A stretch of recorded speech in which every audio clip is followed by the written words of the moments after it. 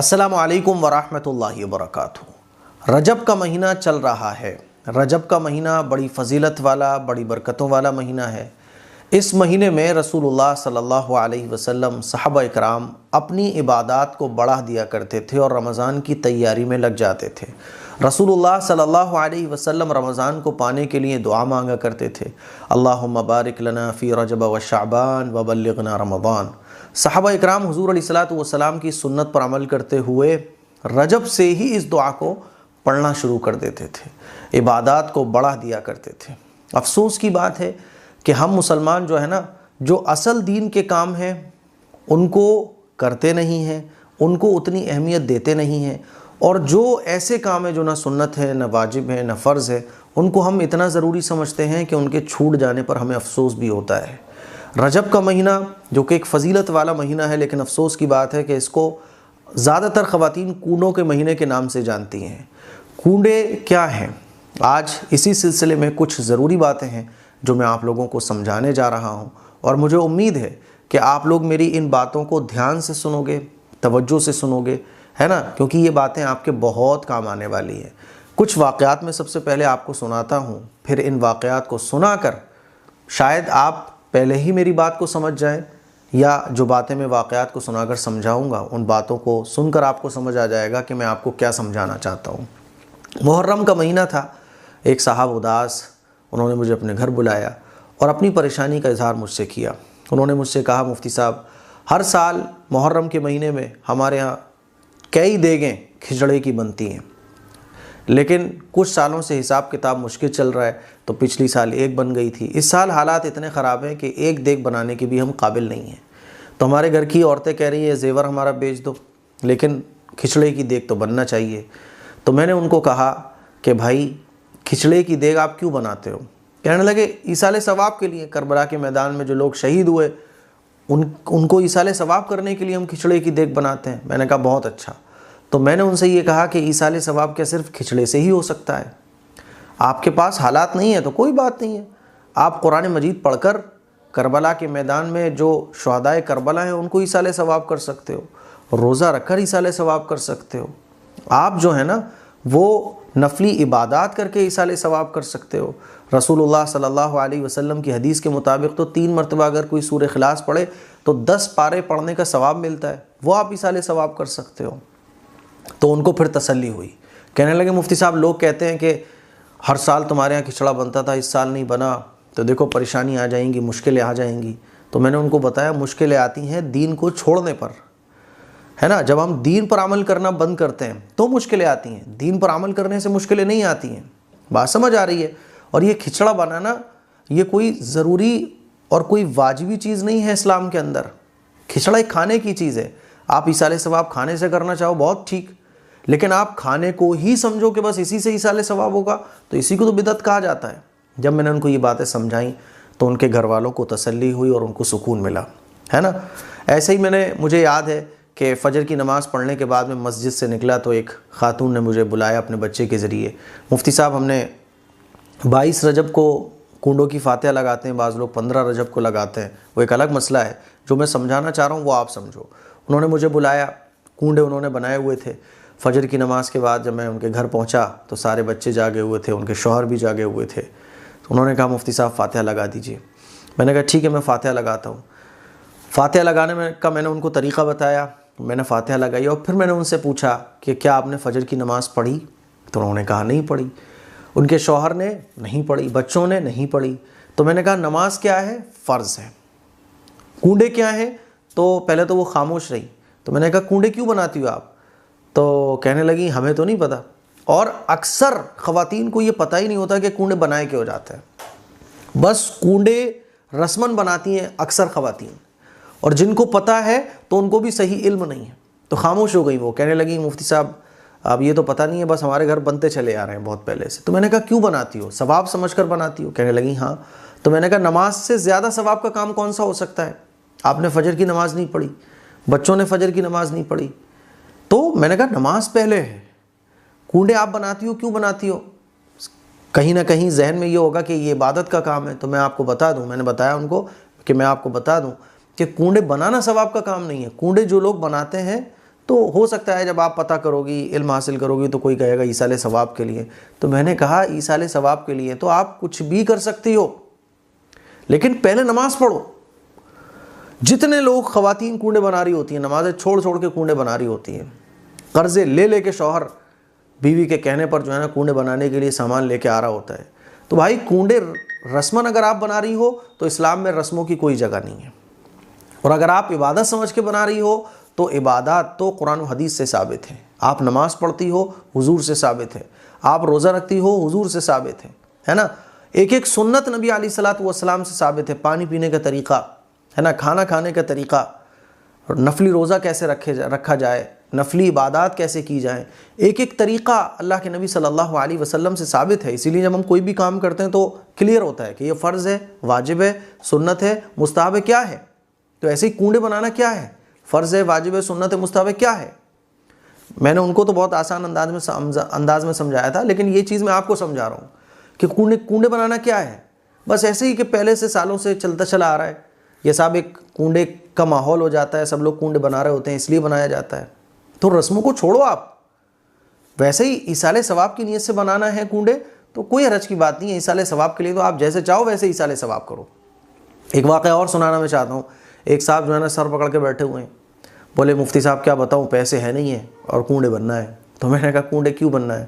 بولے کہ بیوی نہیں مان رہی ہے. بولے کنڈے بناؤ، کنڈے نہیں بنیں گے تو پھر کیسے کام چلے گا، بہت غلط ہو جائے گا، یہ ہو جائے گا. تو سوچ رہا ہوں کہ کہاں سے قرضہ لے کے آؤں. تو میں نے کہا میرے بھائی کنڈے بنانا کوئی ضروری نہیں ہے، کنڈے کیوں بناتے ہیں؟ تو وہ تھوڑے سے جانکار تھے، کہنے لگے امام جعفر صادق رحمۃ اللہ علیہ جو کہ امام باقر رحمۃ اللہ علیہ کے بیٹے ہیں ہے نا، اور حضور علیہ الصلوۃ والسلام کے جو نواسے ہیں ان کے پوتے ہیں. کہنے لگے کہ ان کو ایصال ثواب کرنے کے لیے. تو میں نے کہا کہ بھائی ایصال ثواب کے لیے کنڈے بنانا ضروری نہیں ہے. جو بات میں نے آپ کو پہلے سمجھائی وہ ان کو بھی سمجھائی میں نے. اور جو لوگ کنڈے بناتے ہیں وہ اچھے طریقے سے سمجھ لیں کہ کنڈے امام جعفر صادق رحمۃ اللہ علیہ کو ایصال ثواب کے لیے بنائے جاتے ہیں، یہ کہا جاتا ہے، لیکن اکثر لوگ جانتے نہیں ہیں. امام جعفر صادق رحمۃ اللہ علیہ کی نہ تو پیدائش اور نہ وفات رجب میں ہوئی. ان کی پیدائش اور جو وفات ہے نا وہ رمضان اور شوال میں ہوئی ہے. رجب میں امام جعفر صادق رحمۃ اللہ علیہ کی نہ پیدائش ہے اور نہ وفات ہے. اب اگر کوئی کہے کہ بھائی اگر کوئی ایصال ثواب کر رہا ہے تو اس میں پرابلم کیا ہے؟ پرابلم کچھ بھی نہیں ہے. پرابلم صرف اتنی ہے کہ ایصال ثواب کے لیے کوئی کنڈے بنانا ضروری نہیں ہے. کنڈوں کے ذریعے بھی آپ ایصال ثواب کر سکتے ہو، آپ کسی غریب کی مدد کر کے بھی ایصال ثواب کر سکتے ہو، آپ کسی کو کھانا کھلا کر بھی ایصال ثواب کر سکتے ہو، آپ کسی ضرورت مند کی ضرورت پوری کر کے بھی ایصال ثواب کر سکتے ہو، آپ قرآن مجید پڑھ کر، روزہ رکھ کر، 3 مرتبہ سورہ اخلاص پڑھ کر، آپ پانی کا کوئی کام کروا کے، مسجد میں کوئی سامان رکھوا کر، مدرسہ بنوا کے، ایصال ثواب کے بہت سارے طریقے ہیں. لیکن ہم نے یہی کیوں سمجھ لیا کہ نہیں صاحب کنڈے ہی بنیں گے، کھیر پوری ہی بنیں گی، پھر اس پر نیاز لگے گی، نمازیں چھوڑ کر اور جو دوسرے دینی کام ہیں ان کو چھوڑ کر. کیا امام جعفر صادق رحمۃ اللہ علیہ کے وقت میں ایسا ہوا؟ ان کے بعد امام ابو حنیفہ رحمۃ اللہ علیہ جو ان کے شاگرد تھے امام جعفر صادق رحمۃ اللہ علیہ کے، کیا انہوں نے کبھی ایسا کیا؟ امام جعفر صادق رحمۃ اللہ علیہ بہت بڑے اللہ والے گزرے ہیں.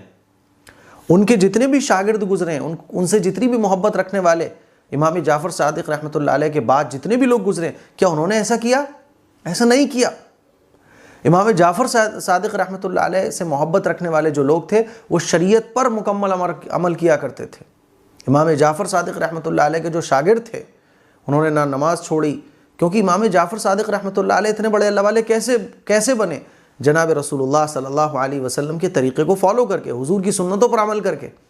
اور امام جعفر صادق رحمۃ اللہ علیہ نے ساری زندگی یہی اللہ کے بندوں کو تعلیم دی کہ دیکھو اللہ اور اللہ کے رسول کے حکموں پر عمل کرو. تو ایسا کہیں بھی نہیں ملے گا. یہ تو بات کے لوگوں نے پتہ نہیں کہیں بھی 150 سالوں سے یہ چیز نکل آئی کہ کنڈے بنیں گے صاحب، اور یہ غیر مسلموں کی جو رسمیں ہیں وہاں سے یہ چیزیں آئی ہیں. تو امام جعفر صادق رحمۃ اللہ علیہ سے اگر محبت ہے تو ان کے طریقوں کو اپنایا جائے. انہوں نے کیسے زندگی گزاری تھی ان کی لائف کو پڑھا جائے اور ویسی اپنی زندگی بنانے کی کوشش کی جائے. انہوں نے کبھی فجر کی نماز نہیں چھوڑی، انہوں نے کبھی قرآن کی تلاوت نہیں چھوڑی، انہوں نے روزے نہیں چھوڑے. ایک کام ان کا سنت کے مطابق تھا، سنت کے خلاف انہوں نے کوئی کام نہیں کیا. ہمارا ہر کام سنت کے خلاف ہو رہا ہوتا ہے. تو یہ کیسی امام جعفر صادق رحمۃ اللہ علیہ سے محبت ہے؟ تو میرے عزیز بھائیوں، میری بہنوں، کنڈے بنانا زیادہ تر رسمن ہوتا ہے تو اس کو چھوڑو، ایصال ثواب کرنا ہے۔ اچھا کنڈے بنا کے خود ہی آپ کھا جاتے ہو، ارے ایصال ثواب کے لیے کوئی چیز ہوتی ہے تو اس کو خود نہیں کھایا جاتا، ایصال ثواب کے لیے آپ نے کنڈے بنائے تو غریبوں کو کھلاؤ پھر جا کے، لیکن خود ہی بنائے خود ہی کھا گئے، یہ کیسا ایصال ثواب ہے بھائی؟ تو رسموں سے باہر نکلو، میں یہ سمجھانا چاہ رہا ہوں۔ ایک صاحب ان کے یہاں جو ہے وہ شاید 40واں تھا یا کوئی تیجا تھا، اللہ بہتر جانے کیا تھا، تو بریانی کی انہوں نے دیگ بنوائی ہوئی تھی اور وہ مجھ سے چاہ رہے تھے کہ میں دعا کر دوں 40ویں کے موقع پر۔ تو میں نے کہا ٹھیک ہے، عصر کی نماز کے بعد انہوں نے مجھ سے بولا کہ مفتی صاحب عصر کی نماز کے بعد دعا کروا دیجیے گا آپ آ کر۔ تو میں نے کہا ٹھیک ہے، عصر کی نماز کے بعد میں مصلی پر بیٹھ کر ہی دعا کروا دوں گا۔ تو کہنے لگے مفتی صاحب وہ اگر گھر آ کر دیگ کے پاس دعا ہو جاتی تو زیادہ اچھا ہوتا۔ میں نے کہا دیکھو دنیا میں سب سے بہتر گھر کس کا ہے؟ کہنے لگے اللہ کا گھر سب سے اچھا ہے۔ تو میں نے کہا سب سے بہترین وقت کون سا ہے؟ کہنے لگے نماز کے بعد کا وقت سب سے بہترین ہے۔ میں نے کہا دعا کے قبول ہونے کا سب سے بہترین وقت کون سا ہے؟ کہنے لگے کہ فرض نماز کے بعد کا ہے، کیونکہ جانکار تھے، دین کا علم رکھتے تھے۔ تو میں نے کہا عصر کی نماز پڑھنے کے بعد مسجد کا ماحول ہوگا، سارے مقتدی لوگ، سارے نماز پڑھنے والے مسجد میں موجود ہوں گے، تو عصر کی نماز پڑھنے کے بعد میں دعا مانگ لوں گا اور آپ نے جو دیگ بنوائی ہے اس کے لیے دعا کر دوں گا کہ اللہ اس کا ثواب فلاں مرحوم کو پہنچ جائے۔ تو میں نے کہا اس میں پرابلم کیا ہے؟ اب خاموش ہو گئے، جواب کیا دیں؟ کہنے لگے مفتی صاحب اصل میں ایسے ہی بس چلتا چلا آ رہا ہے۔ تو میں نے کہا یہی تو مسئلہ ہے، ایسے ہی چلتا چلا آ رہا ہے، اسی کو تو فالو نہیں کرنا ہے۔ مشرکین مکہ کیا کہا کرتے تھے؟ ہمارے تو باپ داداؤں سے ہی چلا آ رہا ہے، ہمارے تو باپ داداؤں کا یہ دین ہے۔ باپ داداؤں سے جو چلا آ رہا ہے اس کو فالو نہیں کرنا، اللہ اور اللہ کے رسول نے جو فرمایا اس کو فالو کرنا ہے۔ یہ میں اپنی ماؤں بہنوں بچیوں بیٹیوں سے کہنا چاہتا ہوں۔ کنڈے یہ ایک رسم ہے نا، اگر آپ ایصال ثواب کے لیے کر رہے ہو تو ایصال ثواب کے لیے کنڈوں کو ہی ضروری کیوں سمجھ رکھا ہے؟ جو چیز شریعت میں ضروری نہیں ہے اس کو آپ نے ضروری سمجھ لیا ہے، اسی لیے لوگ سر پکڑ کے بیٹھے ہوتے ہیں کہ ہائے اس مرتبہ ہمارے یہاں کنڈے نہیں بنیں گے تو کیا ہوگا؟ میرے بھائی کنڈے نہیں بنے تو کیا ہوا؟ آپ ایصال ثواب جیسے چاہو ویسے کر دو، اور ایصال ثواب کے لیے تو آپ جب چاہو جب کرو۔ ہم نے سال میں ایک مرتبہ غیروں کی طرح ویسٹرن کلچر کی طرح کہ سال میں ان کا ایک آتا ہے فادر ڈے، ایک آتا ہے مدر ڈے، ہم نے بھی ایسی بزرگوں کے لیے دن بنا رکھے ہیں کہ سال میں ایک دن آئے گا بس۔ ارے میرے بھائی بزرگوں سے تو محبت ایسا ہونا چاہیے کہ جب بھی بزرگوں کی یاد آ جائے اسی وقت آپ صحابہ اکرام کے طریقے پر قرآن پڑھو، دعائیں پڑھو، ہے نا، نفلی عبادات کرو اور اس کے بعد ایصال ثواب کر دو، سمپل ہے۔ تو مجھے امید ہے کہ آپ کو مفتی صاحب نے جو کنڈے کے بارے میں جو باتیں بتائی، جو واقعہ بتایا، آپ لوگوں کو کیسا لگا؟ مجھے تو اچھا لگا، اور مفتی صاحب سے دین کے اسلام کے بارے میں بہت کچھ سیکھنے کو ملتا ہے۔ آپ لوگ مفتی صاحب کی باتوں پر عمل کیجیے اور اپنا خیال رکھیے، دعاؤں میں یاد رکھیے اور چینل کو سپورٹ کیجیے۔ اللہ حافظ۔